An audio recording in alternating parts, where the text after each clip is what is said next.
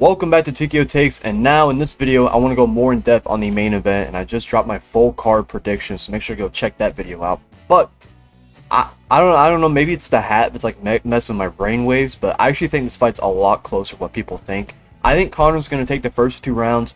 If anything, he's going to lose the last 3 and lose a 48-47 split decision to Max Holloway. So first off, why do I think Conor's going to win the first 2 rounds?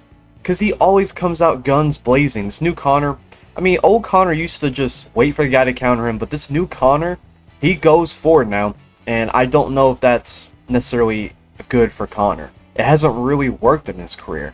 He just held the center against Eddie Alvarez. He held his ground against Jose Aldo. He wasn't coming forward against those guys. I think the only time he's like walked people down in his old fights was like, I don't know, like even in the Nate Diaz fights he started doing that, and even though he won the second fight, I mean, he lost the first fight, and then the second fight was one of the closest fights of all time. So I don't know if Conor going forward like he likes to lately, it works for him. So first off, I think he's gonna be on the front foot. He's gonna land the more clear and harder shots against Max Holloway, who is very hittable. And Conor does well early. I mean, round 1 against Poirier, even though he got took down, took a couple calf kicks, he was boxing up Dustin Poirier in their second fight. Now I think Poirier was winning the third fight before it ended due to injury. But yeah, Conor does well early. He's gonna come out guns blazing, and as always, he's going to gas out. But I think he's gonna throw a lot of good kicks against Max Holloway, because Max Holloway does have good footwork, so sometimes it may be hard to land his shots, especially when Conor only throws a couple combinations. He's not very creative with the boxing. He has very creative kicks, but with the boxing, Conor's either going to obviously land the left cross, or he's going to land the left cross and then go to like a lead uppercut. He doesn't really throw many jabs, doesn't throw many uppercuts. It's mainly those 2 combinations. Especially, he's starting to love this left hand to the uppercut. It's very fun to throw. I don't blame him. It's one of the funnest combinations to throw. But I think he's going to do well with those 2 combinations against Max Holloway. But he's also going to kick well against him. Conor should remember that one of his best skills are his kicks. I hope we start seeing some classic Conor teeps. That was one of his biggest weapons. It's the biggest reason why he beat Chad Mendes. He just kept teeping his body, and short-nosed Chad just couldn't take it, you know? So he needs to teep the body against Max Holloway, because you also need to drain Max's cardio. We don't know how well his cardio is going to be at 170. Obviously, it was elite at 145, and it's been okay at 155. It's been okay. He kind of slowed down against Poirier, but it might have been because he tried to get him out of there, and he wasn't able to. But yeah, maybe Max's cardio isn't as good going to 170, because maybe it'll be like the Conor situation against Nate Diaz. If you don't remember, Conor McGregor was supposed to fight Rafael dos Anjos for the 155 belt. His first attempt to become a double champ, but dos Anjos pulled out, and Nate Diaz was willing to step up on short notice, but he would only do it at 170. So Conor obliged. So Conor had never even fought at 155, and now he was about to fight at 170. He moved up 2 weight classes to fight Nate Diaz. So that caused him to gas out tremendously, because he had never fought with that much weight on. That's happened to a lot of guys before. I don't think that's the only reason why he gasses out. Conor is just entirely type 2 muscle fibers. He's just entirely fast twitch. That's Conor, man. He's just fast twitch. So that's the main reason he gasses out. He's just all fast twitch muscle fibers, where Max is a complete opposite. This man is all you know, long endurance, not very powerful muscle fibers. That's Max Holloway's game. He's durable, and then he just has crazy cardio, and that's just bad. That is bad for Conor McGregor. So although I think Conor's going to win the first 2 rounds, because Max going against guys that are powerful is a way different Max Holloway. Charles Oliveira has a lot of power on the feet, rocked Max a few times on the feet, especially in like the last 10 seconds. I think Charles landed a good shot on Max Holloway. It was also the takedown threat that didn't help Max Holloway in that fight, but it might have been a big reason. But Charles did win every single exchange on the feet for as long as it was on the feet, and I think it's because just Charles hits so hard. Max Holloway had to be very reserved against Dustin Poirier early, because Poirier hits like a truck. Didn't really have to worry about Gaethje, because he was just so much more skilled, and then now Gaethje is the champion. What timeline are we in? He actually did do well against Topuria, but Topuria's low output, Conor's not. So I just don't think Conor's going to give him a chance to ease into the fight in the first 2 rounds. But Conor, at the end of round 2, we're going to be like, oh, Joe Rogan's be like, Conor's slowing down, man. He might be gassing. And then Dominic Cruz, even though he's not commenting, he's gonna be like, he may be saving his energy, yeah, I think that Conor's gonna take the first 2 rounds. He's just there's gonna be a clear power difference for sure. Max has never fought at 170. Was never the most powerful guy, although he did have some like newfound power at 155 randomly. He dropped, obviously knocked out Gaethje, rocked Poirier a few times. He actually rocked him in the first Poirier fight when he took the 155 interim title fight on short notice. So I think Max just has different power at 155. I don't think that's going to translate to 170. And Conor has a decent chin. He can take shots. I mean, he took some good shots from Poirier, who is a monster of a puncher at 55. But Conor's fought at 170 a few times, so I think it's going to look like the Poirier-Holloway fight, their first fight, for the first 2 rounds of this fight. It's going to be like a crazy power difference. Max is going to land some shots, but Conor's just going to land some bombs on him. And Max isn't cutting a lot of weight for this fight, so I think his chin's going to hold up 170 just fine. But we'll see. But this fight being a 170 really favors Conor McGregor. That is for certain. So he was really smart not going to 155. I don't think he can make 155 because this is the thickest Conor we've ever seen, pause. He's very muscular, way more than we've seen previously. So there's no way we see Conor at 155 unless he beats Max Holloway and Dana calls him and is like, "What's the question?"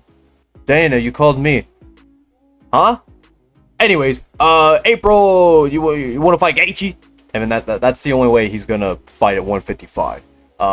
So yeah, so I think Conor's gonna win the first 2 rounds, and then I think Max Holloway, he's gonna be like, "Oh, we find that Saturday night. We find it out." He's gonna start landing more volume on him. He's gonna go to the body with kicks. That's really gonna upset Conor. He might throw his own calf kicks, but Conor's not gonna be able to back him up as much. I think that's gonna be the biggest reason why Max Holloway's going to be able to win the rest of the rounds 3, 4, and 5. His lateral movement is just gonna mess with Conor. Conor's only gonna be able to maybe hold center. And then once it's in the middle, it is so hard to fight Max Holloway in the center of the octagon, even if you're Conor McGregor. But Conor's gonna be gassed by then, so it's gonna be a different game. It's gonna turn into the Nate Diaz fights, where Nate Diaz was doing well late into the fights, mainly just winning the boxing changes against Conor.